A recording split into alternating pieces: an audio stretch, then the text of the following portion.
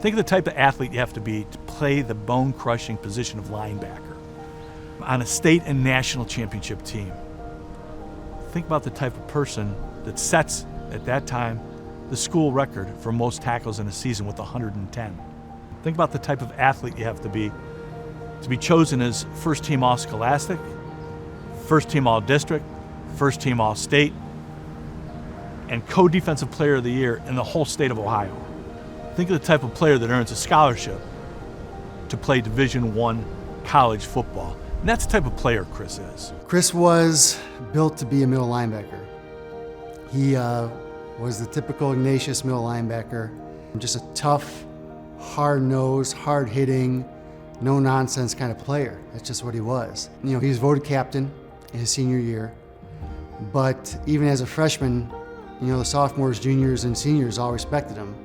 And, you know, when you're the middle linebacker at Saint Ignatius, you're basically the quarterback of the defense. So when you go in the huddle, you have to command respect from everyone. And as a underclassman, it's tough, especially at Saint Ignatius with all the seniors and upperclassmen that are big-time players as well. But he had no problem doing that. Everyone respected him, and they followed Chris. He was the middle linebacker, and the middle linebacker always took the calls from the sideline and called the defenses. And so the thing about Chris, he was like having another coach out there. He would call the defense, call the stunt or whatever, and he would know what everybody was supposed to do. And he would know where everybody was supposed to line up. And so it was having another coach on the field. But he was very calm, collected, never got frustrated, never got panicked or anything. He just took the call, made sure everybody was set, and then the play ran, and then look out, because he was coming to get you. He could hit, and that would get the team ignited. Those years at Ignatius were some of the best football teams in the history of high school football.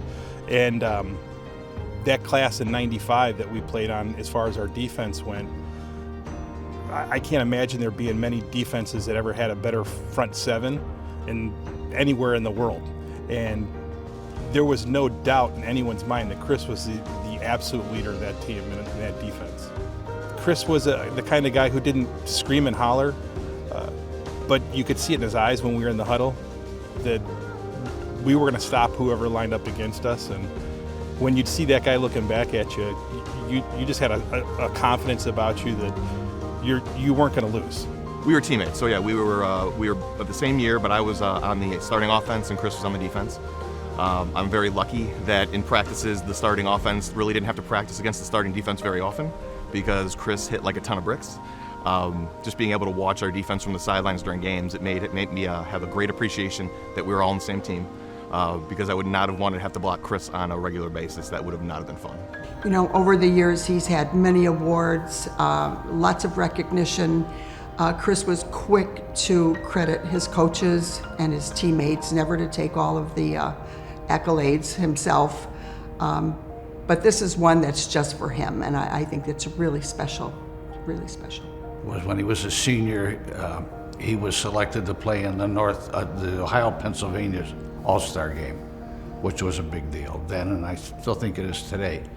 But each player was assigned a special needs person that kind of they adopted. And he had a beautiful young lady that just adored him. And I can see how that girl touched his heart. And that was even more important than the game to him. And as parents, you know, we were very proud of the way he reacted to that. But that certainly stood out, aside of the football aspect. Chris is an honest, caring kid. He really works hard. Great father, great husband, great brother. I'm sure my parents could tell you he's a great son. He is loyal, and he earns respect of a lot of people. And when he comes across, he earns their respect pretty fast. And he kind of carried that on through football and St. Ignatius. Set the tone for his whole football career.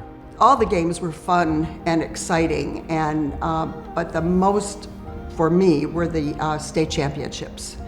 I mean, we would travel by busloads of friends and family, and they were just the best times ever. The best ones when he played with his brother, alongside his brother. Today he's friends with all of those kids still, and we're friends with the parents. We all get together socially, and it's just been a wonderful ride. He had great respect during his time here for his coaches. Coach Kyle, Coach Antilli, he loved those guys. He certainly respected them. And even the coaches that weren't directly related to him, the offensive coaches. It was just a wonderful time for him. Getting to be in the Hall of Fame is humbling.